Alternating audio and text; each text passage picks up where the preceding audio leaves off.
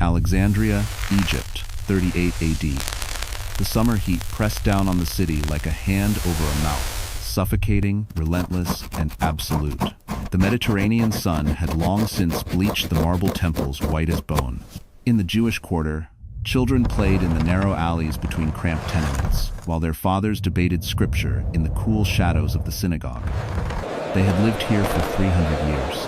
They had built businesses, raised families, buried their dead in the soil. They believed, perhaps naively, perhaps desperately, that Alexandria was home. Then the mob came. It did not arrive all at once. It never does. First came the whispers that the Jews had insulted the new Roman governor, that they had refused to place statues of Emperor Caligula in their synagogues, right here, black that and they white. were arrogant, that they were dangerous, that they were different. You cannot simply The ignore the whispers became commentary. shouts. The meaning is The obvious. shouts became torches. By nightfall, the Jewish quarter burned. Roman soldiers watched. They did not intervene. Nearly 40,000 people were killed, enslaved, or driven from their homes in a single season of organized violence. The philosopher Philo of Alexandria, himself a Jew, wrote about it afterward with a shaking hand, not with disbelief, but with the exhausted recognition of a man who had seen this before, who knew he would see it again. This was not the first time. It would not be the last. Here is a number that should stop you cold. The Jewish people represent approximately 0.2% of the world's population, 0.2%. In a stadium of 50,000 people, they would fill exactly 100 seats. And yet, for more than 2,000 years, this impossibly small group has stood at the center of history's longest, most relentless, most shape-shifting campaign of hatred. They have been expelled from more than 80 countries. They have been accused of poisoning wells, murdering children, controlling banks, engineering wars, spreading disease, and plotting the destruction of civilization itself. Every single accusation was false. Every single one was believed by millions. Why? That is not a simple question. It has no single answer. What follows is not a defense of any political position, any government, or any nation. It is an attempt to trace the anatomy of an idea, the oldest hatred in human history, from its first flickering origins in the ancient world to the fires it still lights today. To understand how hatred spreads, mutates, survives, and resurrects itself across centuries and continents. To understand what it tells us not about Jewish people, but about the rest of us. Because this is not really a story about Jews. It is a story about what human beings do when they are frightened, when they are hungry, when their world is falling apart, and when they need someone to blame. This story changed the world forever. It is still changing it now, and it begins not with Adolf Hitler, not with the Inquisition, not with the Crusades, but in the ancient world, in a time before Christianity existed, before Islam existed, before the word antisemitism had ever been spoken aloud. It begins at the beginning. To understand why the world came to hate the Jews, you first have to understand who the Jews were, not in the theological sense, not in the genetic sense, but in the sociological sense. What made them, from the very beginning, targets? The answer starts in Egypt. Long before the Roman Empire, long before Jesus of Nazareth, long before any of the institutions that would later weaponize anti-Semitism into mass violence. It starts with a simple and ancient human instinct, the fear of the different. The Israelites first appear in Egyptian records around 1200 BCE, though their presence in the region stretches back further in their own oral traditions. For centuries, Jewish communities existed throughout the ancient Near East as a recognizable minority, recognizable not merely by ethnicity, but by practice. They did not eat the same food. They did not worship the same gods. They circumcised their sons. They rested on the seventh day when their neighbors worked. They refused to participate in the communal religious ceremonies that held ancient city-states together. In a world where civic identity was inseparable from religious ritual, this refusal was not seen as personal preference. It was seen as antisocial, dangerous, a rejection of the community itself. The earliest surviving piece of explicitly anti-Jewish writing comes from an Egyptian priest named Manetho, writing in Alexandria around 270 BCE. Manetho retold the story of the Exodus but twisted it almost beyond recognition. In his version, the Israelites were not slaves freed by a liberating God. They were lepers, diseased outcasts, criminals expelled from Egypt for threatening public health. Moses, in Manetho's account, was not a prophet but a renegade Egyptian priest, leading a mob of the infected and the wretched out of a country that was better off without them. Manetho's version spread. It was copied, cited, and elaborated upon by Greek and Roman writers for centuries afterward. The seed had been planted, but Alexandria was also where the first recorded pogrom occurred, not in medieval Europe, not in Tsarist Russia, but in ancient Egypt, in a city built by a Greek conqueror, administered by Romans, inhabited by Egyptians, Greeks, and Jews living in complex, uneasy proximity. The violence of 38 AD was not spontaneous, it was organized. The governor, Flaccus, facing political pressure from Rome, chose to deflect popular discontent by withdrawing legal protections from the Jewish community. The result was predictable. Synagogues were desecrated. Jewish residents were forced into a single district, crammed together without food or water. Those who ventured outside were killed. Roman soldiers looked on. Flaccus, to his credit, or perhaps simply to history's irony, was later executed by Caligula anyway. The Jews he had failed to protect received no apology. What happened in Alexandria established a template that would repeat across 2 millennia. A vulnerable minority, a cynical authority figure, a frightened and angry majority, and a massacre that everyone watched and no one stopped. The Greeks added intellectual architecture to what the Egyptians had begun emotionally.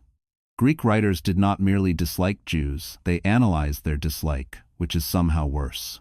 They observed that Jews did not participate in Greek symposia, did not honor Greek gods, kept to themselves, maintained strange dietary laws, and practiced circumcision, which the Greeks found aesthetically offensive. The philosopher Apollonius Molon called Jews the most witless of all barbarians.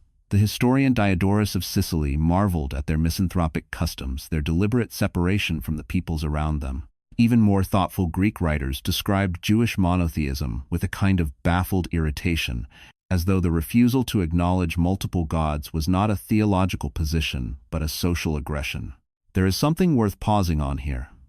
The accusation of misanthropy, of hating humanity, would echo through the centuries in anti-Semitic rhetoric. It would be reformulated by Christian writers, by medieval propagandists, by Nazi theorists.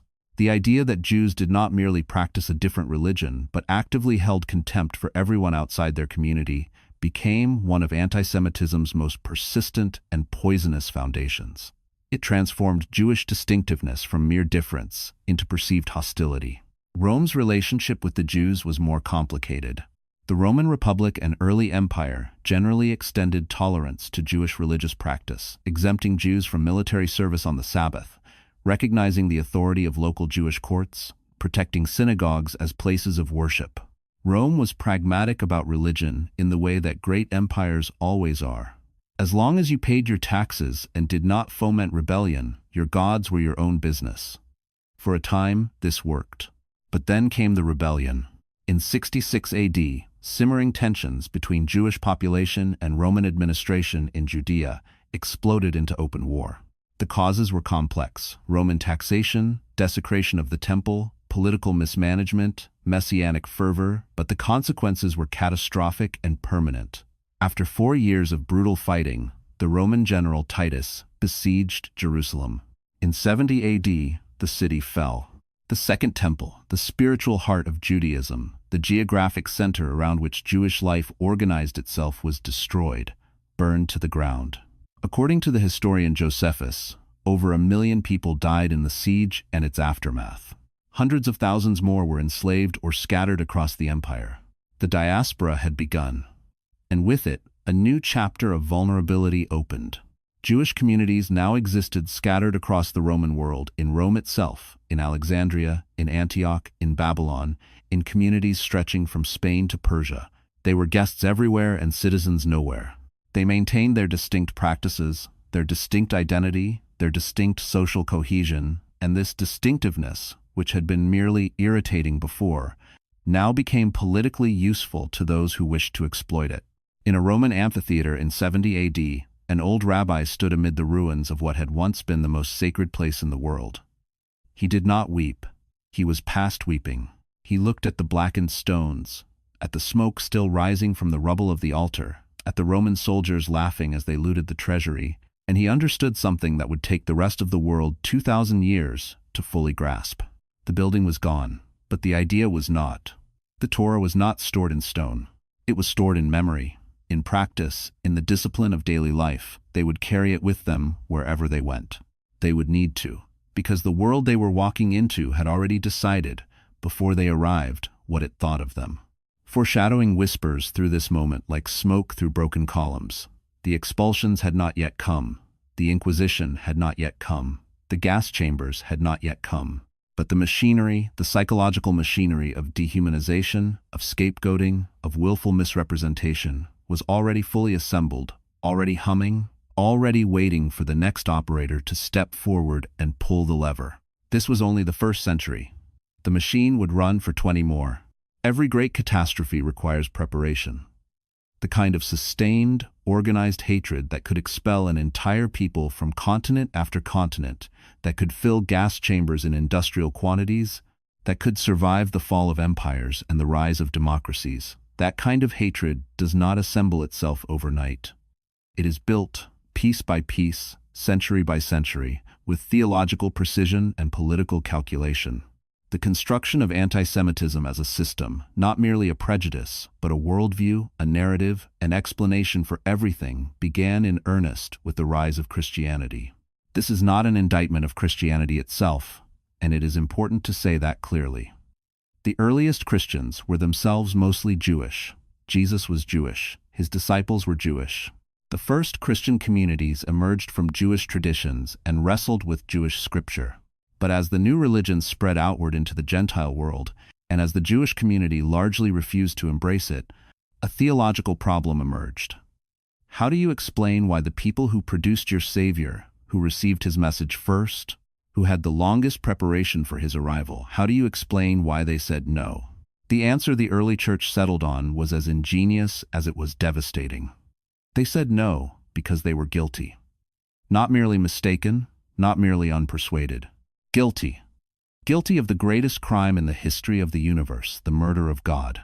The doctrine of deicide, the idea that the Jewish people bore collective, hereditary responsibility for the crucifixion of Jesus, did not emerge fully formed in the first century. It developed slowly, through a series of theological writings that accumulated the way sediment accumulates at the bottom of a river. Gradually, invisibly, until the riverbed itself has changed. Early church fathers like John Chrysostom, writing in the 4th century, described synagogues as dens of thieves and houses of the devil. He wrote that Jews were fit only for slaughter, that their souls were possessed by the devil himself, that no Jew could ever be redeemed. This was not fringe rhetoric. Chrysostom was one of the most celebrated preachers of his era, and his sermons were copied, distributed, and read aloud in churches across the Byzantine world for centuries after his death. Augustine of Hippo, whose influence on Western Christianity is almost impossible to overstate, offered a somewhat different formulation, but one equally consequential. In his view, Jews should be allowed to survive, but in a condition of permanent degradation, as living witnesses to the punishment God visited upon those who rejected his Son. Jews were not to be exterminated. They were to be humiliated, made into an example, kept alive just enough to serve as a cautionary tale inscribed in human flesh. Picture the terrain of medieval Europe, and you begin to understand why this ideology was so effective. The church was not merely a spiritual institution, it was the organizing principle of political life, economic life, and social life. Kings required papal approval. Merchants organized themselves through guilds that were fundamentally religious associations. Education flowed through monasteries and cathedral schools. To be outside the church was not merely to hold different beliefs, it was to be outside civilization itself. And Jews, by definition, were outside the church. In 1215, the Fourth Lateran Council formalized this exclusion in concrete legislation. Jews were required to wear distinctive clothing, a badge, a hat, a colored patch, so that Christians would always know who they were dealing with. Jews were forbidden from holding public office. Jews were forbidden from appearing in public during Holy Week, lest their very presence offend Christian sensibilities. And critically, Jews were increasingly restricted from owning land, from joining craft guilds, from participating in the economic activities that defined respectable medieval life. This is where one of antisemitism's most durable myths was born, not from Jewish choice, but from Christian restriction. Locked out of agriculture, locked out of craft guilds, locked out of most honorable professions, some Jewish communities turned to money lending. The church prohibited Christians from lending money at interest, the sin of usury. Someone had to do it. And so Jews, left with few other economic options, occupied a niche that the Christian majority both needed and despised. The indebted peasant who hated his Jewish creditor was not wrong that he was suffering. He was simply wrong about who had put him in that position. The moneylender stereotype was born. It would outlive the medieval economic system by 6 centuries. It is still alive today. But economic resentment alone could not have built the architecture of hatred that the Middle Ages constructed. For that, you needed something more visceral, something that bypassed reason entirely and went straight to the gut. You needed the blood libel. The blood libel, the accusation that Jews murdered Christian children to use their blood in religious rituals, first appeared in England in 1144, with the case of a young boy named William of Norwich. The child was found dead in the woods. A local monk named Thomas of Monmouth decided, without any evidence whatsoever, that William had been ritually murdered by Jews. He wrote a detailed account of the supposed crime. It spread. The story required no logic, no proof, no motive that made any sense. Jewish religious law, in fact, specifically prohibits the consumption of blood of any kind, but the accusation was perfectly engineered for its purpose. It was emotionally irresistible. It confirmed every dark suspicion about Jewish secrecy and Jewish malice. It provided a justification for violence that felt righteous, even heroic. Within decades, blood libel accusations had spread across England, France, Germany, and Austria. Every few years, a child would disappear, and a Jewish community would burn. Then came the Black Death. Between 1347 and 1351, the bubonic plague killed between 25 and 50 million Europeans, roughly a third of the continent's entire population. It was the greatest demographic catastrophe in European history. And the medieval world, lacking any scientific understanding of how disease spread, reached for the explanation that was always closest at hand: the Jews. The rumor spread with a speed that rivaled the plague itself, that Jews had conspired to poison the wells of Christian Europe. Never mind that Jews were dying of the plague at comparable rates. Never mind that there was no logical explanation for how this supposed conspiracy would work or why any group would want to do it. The logic did not matter. The story did. In 1349, in the Rhineland town of Strasbourg, the entire Jewish community, estimated at 2,000 people, was rounded up and burned alive in a single day. Similar massacres swept through Basel, Frankfurt, Cologne, and hundreds of smaller towns. The plague had a face now. The face was Jewish. Here is the psychological machinery at its most naked. A society in crisis, unable to explain or control its suffering, identifying a visible, vulnerable minority, attaching to that minority all of its unarticulated terror, and then destroying it. This is not a medieval pathology. This is a human pathology. It happened in the 14th century with burning torches. It happened in the 20th century with industrial efficiency. And the fuel, the narrative, the accusation, the emotional template was built, stone by stone, in the first 15 centuries of the Common Era. The night before the Strasbourg massacre, a Christian priest stood before his congregation and preached. He did not preach hatred in the crude, obvious way a modern observer might expect. He preached fear. He described a community under siege, a civilization under threat, a God demanding protection of his flock. He wept real tears. The congregation wept with him. By morning, 2,000 human beings were dead. The sermon worked because it did not invent a new emotion. It simply gave permission to one that was already there, waiting coiled and patient beneath the surface of ordinary life. The machinery was ready. It had been under construction for over 1,000 years, and in the centuries to come, new engineers would take their turn at the lever. PHAs 1. The Crusades and the Age of Expulsion. The year was 1096. Pope Urban II had called for a holy war to reclaim Jerusalem from Muslim rule, and across France and Germany, thousands of ordinary men, peasants, minor knights, wandering preachers took the cross and began marching east. They were going to save the Holy Land. They were going to fight the enemies of Christ. But before they crossed the Bosphorus, before they ever laid eyes on Jerusalem, they found enemies closer to home. Peter the Hermit, a charismatic itinerant preacher who led one of the largest contingents of the People's Crusade, asked a question that seemed, to his followers, entirely reasonable. If we are marching to avenge the enemies of Christ in the East, why do we leave the enemies of Christ unmolested in our own towns? The crowd understood what he meant. They always did. The Rhine Valley, spring 1096.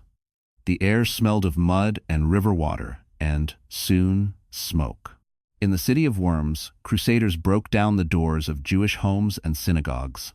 Men who had studied the Talmud since childhood, women who had raised their children in the faith of their ancestors, children who understood nothing of what was happening, all were given a choice: baptism or death. Most chose death.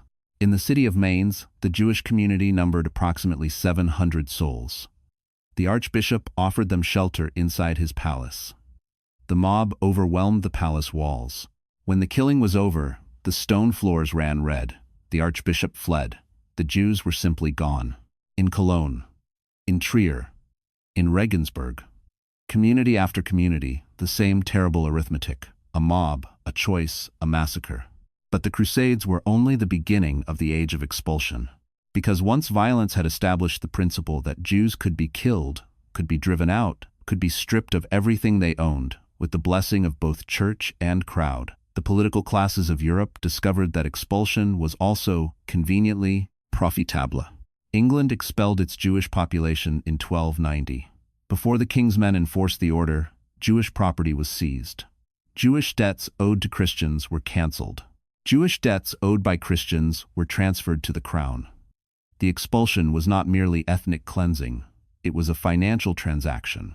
France expelled its Jews in 1306, then recalled them, then expelled them again in 1394, and did not recall them. Spain, the country with the largest and in many ways most culturally integrated Jewish population in Europe, came last and hardest.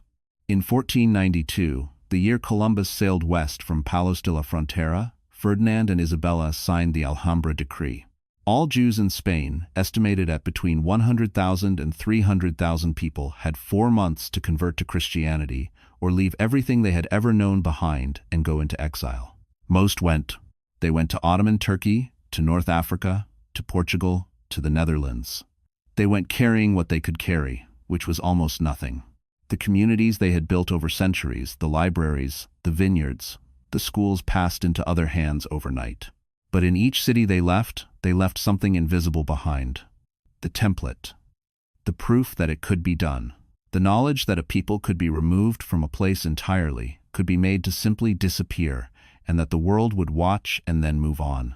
It always moved on. Phaz 2. The Spanish Inquisition and the invention of racial hatred. There is a common misconception about the Spanish Inquisition, that it targeted Jews. It did not directly, not at first. It targeted converts, the conversos, Jews who had accepted Christian baptism, often under duress, often to avoid the pogroms that preceded 1492. These were the Inquisition's primary prey. This distinction matters enormously because it represents a fundamental mutation in the nature of antisemitism. Religious hatred, by its own internal logic, has a release valve: conversion. A Jew who becomes a Christian is no longer, within the framework of religious antisemitism, a Jew. The hatred ends. But the Spanish Inquisition, operating under the doctrine of limpieza de sangre, purity of blood, declared that conversion was not enough. The taint was not in the belief, it was in the body, in the blood, in the ancestry. A man whose great-great-grandmother had been Jewish was, according to this doctrine, irrevocably contaminated. No amount of prayer, no sincerity of faith, no generation of Christian living could wash it out. The infection was hereditary. The guilt was biological. Tomás de Torquemada, the first Grand Inquisitor, ran the machinery of the Inquisition with the cold precision of a man who believed absolutely in what he was doing. He was himself, ironically, of partial Jewish ancestry. The auto de fe, the act of faith, was the Inquisition's public theater. A solemn procession, a reading of charges, a ritual humiliation of the condemned, and then, for those deemed unrepentant, the fire. In the great square of Seville, on a Sunday morning in 1481, the smoke rose from burning human beings, while the congregation sang hymns of praise. The smell of charred wood and flesh drifted across the city and out toward the Guadalquivir River. Children watched from their parents' shoulders. The auto da fe was designed to be witnessed. Spectacle was the point. Terror required an audience. Limpieza de sangre was racial antisemitism arrived at through religious categories, articulated in religious language, but functionally racial in its logic. It predates the Nazi Nuremberg laws of 1935 by more than 400 years. And its core proposition, that Jewishness was a biological condition that no act of will, faith, or assimilation could overcome, would be picked up by 19th-century European thinkers and dressed in the language of modern science, with catastrophic consequences. In 1492, the year the Jews left Spain, Christopher Columbus wrote in his diary that he had left port the same day the Jews were expelled from Spain. He noted it as a coincidence. History does not record whether he understood the irony that Spain was simultaneously exporting its own genius outward across an unknown ocean while destroying the genius it had harbored at home. Phase 3. Russia, the Pale, and the Protocols of Manufactured Conspiracy. By the 19th century, the largest concentration of Jews in the world lived in the Russian Empire. Not by choice, by decree. In 1791, Catherine the Great established the Pale of Settlement, a vast territory stretching from the Baltic Sea to the Black Sea, encompassing parts of present-day Poland, Ukraine, Lithuania, Belarus, and Moldova, and declared that Russia's Jewish population would be confined within it. No Jew could live, work, or travel outside the Pale without special permission. 5 million human beings were locked into an area roughly the size of Texas and told to stay there. Life in the Pale was poverty ground down to its finest grain. The shtetls, the small Jewish towns that studded the Pale like scattered beads, were places of extraordinary cultural richness and material desperation simultaneously. The Yiddish theater flourished there. Great rabbinical academies flourished there.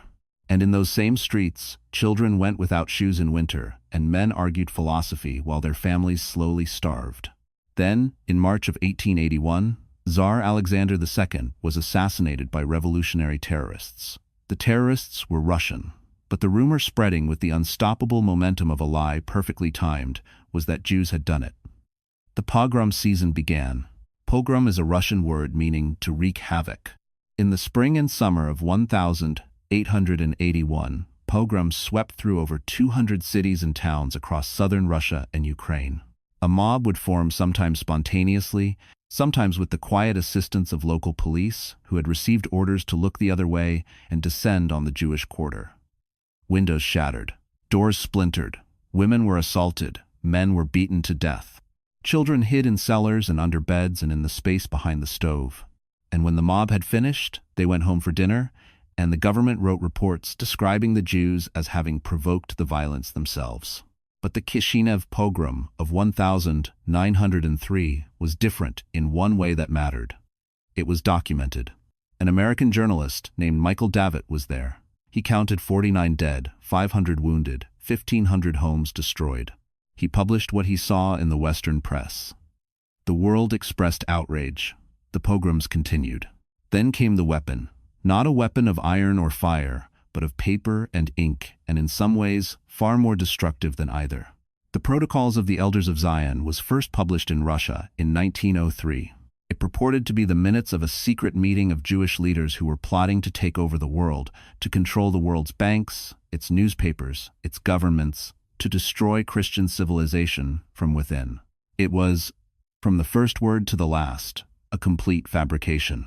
It had been plagiarized, in large part, from a French political satire that had nothing to do with Jews. The Okhrana, the Tsar's secret police, almost certainly had a hand in its creation.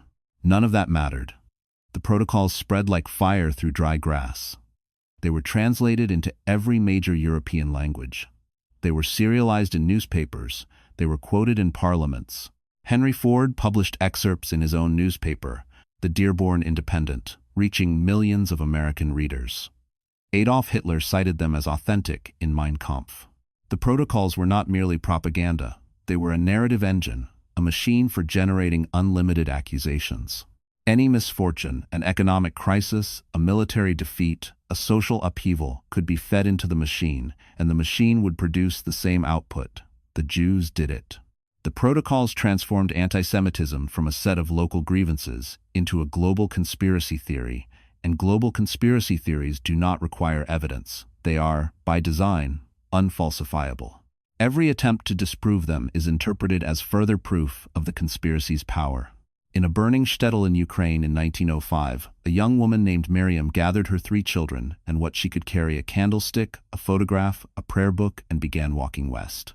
She was one of 3 million Jews who left Eastern Europe between 1880 and 1924. Most went to America.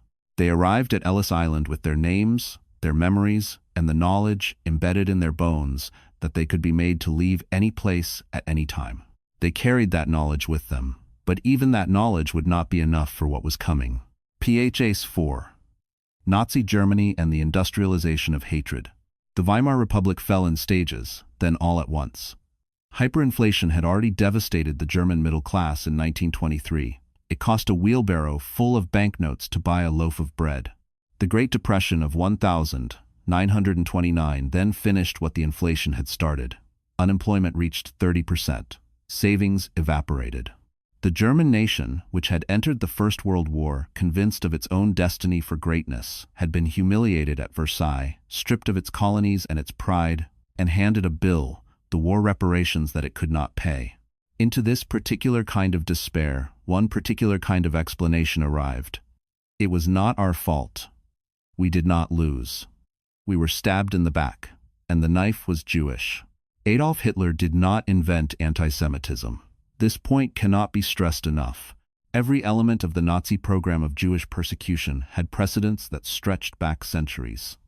The Yellow Star, the Fourth Lateran Council, had mandated Jewish identification badges 700 years earlier.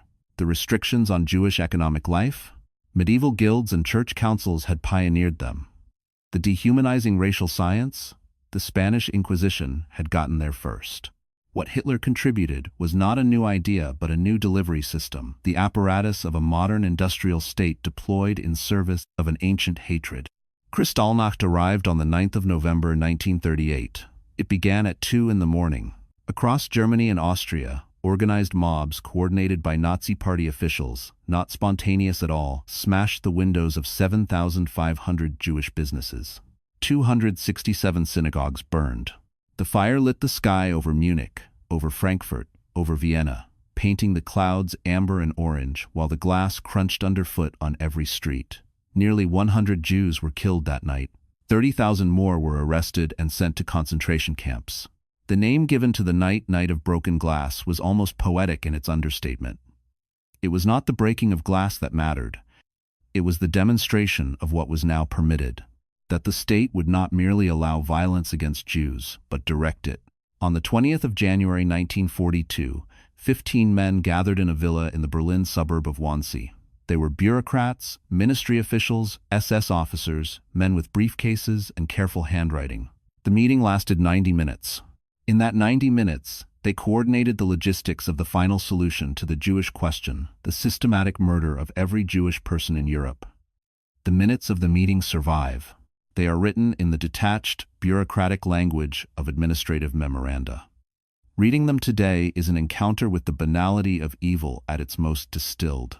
The machinery that followed the deportations, the cattle cars, the selection ramps, the gas chambers operated with the efficiency that German industrial organization could produce when pointed in any direction. From 1941 to 1945, 6 million Jewish men, women, and children were murdered. 1.5 million of them were children. The operation required the cooperation not just of the Nazi apparatus, but of rail workers, local administrators, neighbors, informants, and bystanders across a dozen countries. The machinery of hatred built over 2,000 years had finally found an operator with enough power, enough organization, and enough popular support to run it at full capacity. 6 million. The number is too large to hold in one's mind whole. So hold this. The Jewish community of Lublin, Poland, before the war, numbered 42,000 people. After liberation, fewer than 200 remained. PHAs 5. The 21st century, the oldest hatred, reloaded. There is a temptation, powerful and understandable, to treat the Holocaust as the ending of the story, as if the sight of the liberated camps, the photographs of the gas chambers, the testimony of the survivors delivered in courtrooms at Nuremberg, as if all of this finally, definitively, shamed the hatred out of existence. It did not. Antisemitism did not die in 1945. It changed clothes. In the Arab and Muslim world, opposition to the new state of Israel, a legitimate political dispute over land, sovereignty, and the rights of Palestinian people increasingly became entangled with anti-Semitic ideology imported, ironically, from Europe. The protocols of the Elders of Zion, the blood libel, the conspiracy theories about Jewish control of world finance, these were translated into Arabic and distributed through state media, through mosques, through educational curricula. The distinction between criticism of Israeli policy and hatred of Jewish people collapsed in many contexts, not because they are inherently the same thing, but because bad actors deliberately blurred the line. In Europe, antisemitism returned by the late 20th century, sometimes from the far right, dressed in neo-Nazi imagery, sometimes from the far left, dressed in anti-imperialist language, sometimes from immigrant communities carrying prejudices rooted in the Middle East conflict. The common thread was the figure of the powerful, manipulative Jew, the Rothschild, the financier, the puppet master, a figure that had never really left, merely gone underground for a few decades. Then the internet arrived. Online platforms became amplifiers of a peculiar and ancient signal. The conspiracy theories that had circulated in pamphlets and newspapers for centuries now traveled at the speed of light to billions of screens. The QAnon movement in the United States, stripped to its narrative core, was a variation on the blood libel, the idea of a secret cabal of powerful people, heavily coded with Jewish reference, harvesting children for sinister purposes. The shooting at the Tree of Life synagogue in Pittsburgh in October 2018, 11 people killed while attending Saturday morning services, was carried out by a man who had convinced himself that Jews were engineering the destruction of the white race. He walked in through the front door carrying an assault rifle, and he opened fire on people praying. The shooting at the Halle synagogue in Germany in 2019, the attacks in Paris. The rise in hate crimes against Jews in New York City, London, Paris, Berlin, Buenos Aires. The surveys showing that 1 in 5 Europeans hold significant anti-Semitic beliefs. The surveys showing that significant portions of young Americans cannot locate the Holocaust on a timeline or estimate how many people died. Anti-Semitism is not a medieval artifact. It is not a German peculiarity. It is not over. It is a living, breathing, mutating organism that has learned to survive every attempt to destroy it, that reformulates itself in the language of each new era: theology in the Middle Ages, racial science in the 19th century, geopolitics in the 20th, internet conspiracy theory in the 21st, and that continues to find new hosts in new populations with the cold adaptability of a pathogen that has been evolving for 2,000 years. It changes its shape, it keeps its hunger. Let us sit with the numbers for a moment. Not because numbers are sufficient, they are not, but because they are necessary. Because the human mind requires a scaffold of fact before it can begin to comprehend what those facts actually mean. 6 million Jews were murdered during the Holocaust. This figure represents approximately 1/3 of the entire Jewish population of the world at that time. 33%. Of every 3 Jewish people alive in 1939, one did not see 1,945. 1.5 million of the dead were children. Children who would have grown into adults, who might have become doctors, mathematicians, poets, farmers, parents. The demographic hole they left behind has never been filled. The Jewish world before the Holocaust contained approximately 16 million people. The Jewish world today contains approximately 15 million. After 80 years of births, growth, and reconstitution, the population has still not recovered to its pre-war size. The arithmetic of genocide does not forgive. 5,000 distinct Jewish communities across Europe were erased in their entirety, not depleted, not damaged. Erased. Towns where Jews had lived for 500 years, where they had built synagogues and schools and cemeteries, where their Hebrew inscriptions weathered into the stonework of the oldest buildings these places became, in the space of a few years, places where Jews had once lived. The past tense became permanent. In the city of Lublin, Poland, before 1,939, 42,000 Jews. Markets, synagogues, a famous yeshiva, streets full of the sound of Yiddish. After 1,945, fewer than 200 survivors. Walk those streets today. The sounds are gone. The buildings that remain hold no memory of what they witnessed. Only the old Jewish cemetery survives, its stones listing at angles, grass growing between the Hebrew letters, the names of the dead reading like a list of everything that was lost. The commanders and architects of this destruction met various fates. Heinrich Himmler, who oversaw the SS and the death camp apparatus, bit down on a cyanide capsule immediately after his capture in May 1945 and died convulsing on the floor of a British interrogation room. His body was identified in part by the gap between his front teeth. Hermann Göring, sentenced to death at Nuremberg, similarly cheated the gallows with poison. Adolf Eichmann, the logistical architect of the deportations, escaped to Argentina, lived there under a false name for 15 years, was kidnapped by Israeli agents in 1960, tried in Jerusalem, and hanged in 1962. He was the only person ever executed by the State of Israel. The liberated camps confronted the Allied soldiers, who entered them with something for which no training could prepare.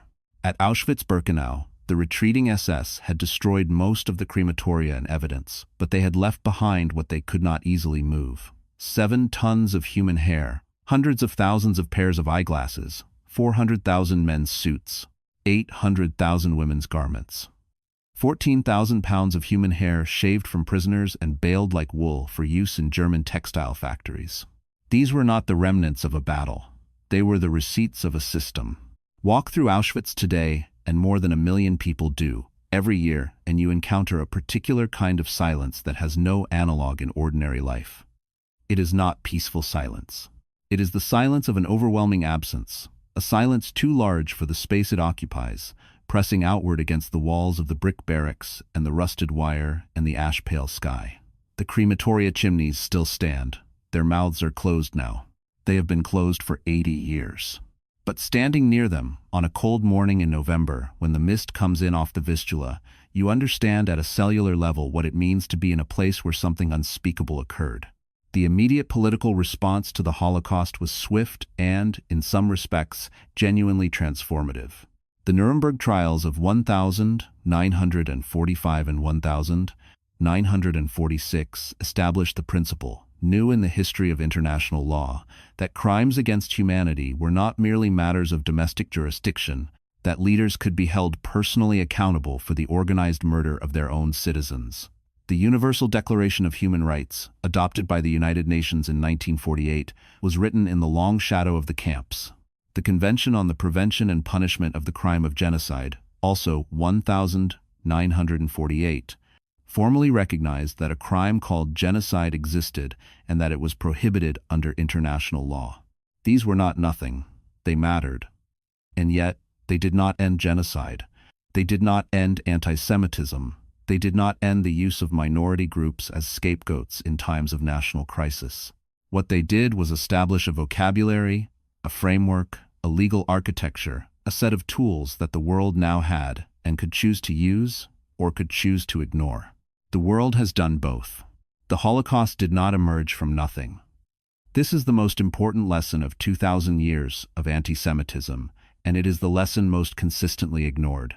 It emerged from the specific, traceable, understandable accumulation of ideas, each one individually resistible, each one individually defeatable, that had been building since Manetho put stylus to papyrus in Alexandria in 270 BCE. The gas chambers were not an aberration, a sudden eruption of inexplicable evil from a people who had otherwise been perfectly normal. They were the conclusion of a logical sequence. 2,000 years of dehumanization, isolation, scapegoating, and organized violence arrived in the 20th century at an endpoint that was always implicit in the premise. This changes what we are responsible for, because the machinery of hatred does not announce itself. It arrives disguised. It arrives as a reasonable concern, a legitimate grievance, a pattern that someone asks you to notice. It arrives in the rhetoric of protection. We are protecting our culture, our nation, our children. It arrives in the language of evidence. Look at these statistics. Look at who controls what, look at who benefits. It arrives wearing the costume of the era. In the 14th century, it wore the robe of the Crusader.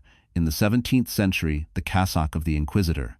In the 20th century, the lab coat of the racial scientist. In the 21st century, the anonymous username of the online forum. What does antisemitism tell us about humanity? Perhaps this: that human beings, when frightened and suffering, will seek explanation. And simple explanations, ones that name a single enemy, identify a single cause, require no engagement with complexity, will always be more emotionally satisfying than true ones.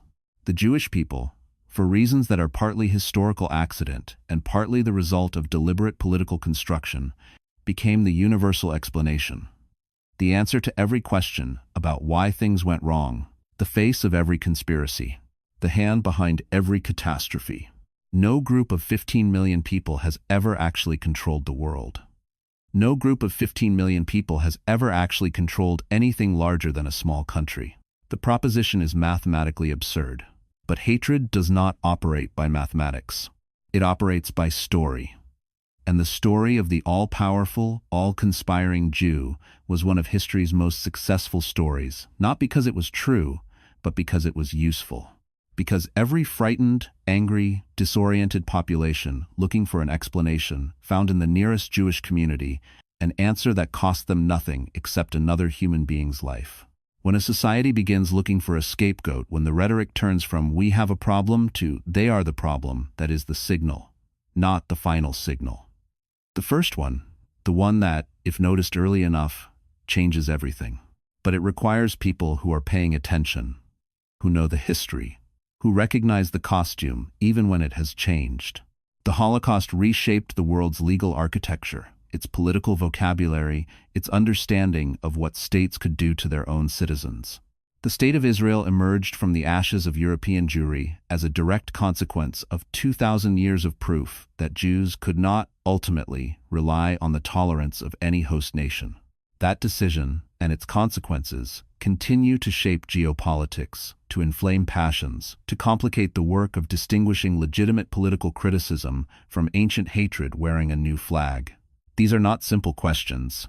Anyone who tells you they are is lying to you or to themselves. Centuries later, the tour buses pull into the parking lot at Auschwitz-Birkenau before the sun has fully risen.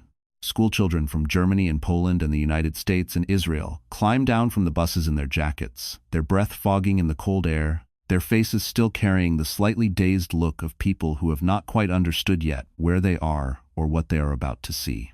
They file through the gate Arbeit macht frei, the iron letters still in place above the entrance, and they walk the paths between the barracks, and they stand in front of the glass cases containing the mountains of shoes and the mountains of hair and the mountains of eyeglasses, and they are quiet. For a while, they are all quiet. They are looking at the end of a story that began with a whisper in Alexandria. They are looking at what happens when we let the whisper become a shout, the shout become a law, the law become a cattle car, the cattle car become a chimney. History does not repeat itself, but it rhymes. And the rhyme scheme of hatred is one that every generation has to learn to hear clearly, early, and without flinching before the next verse begins.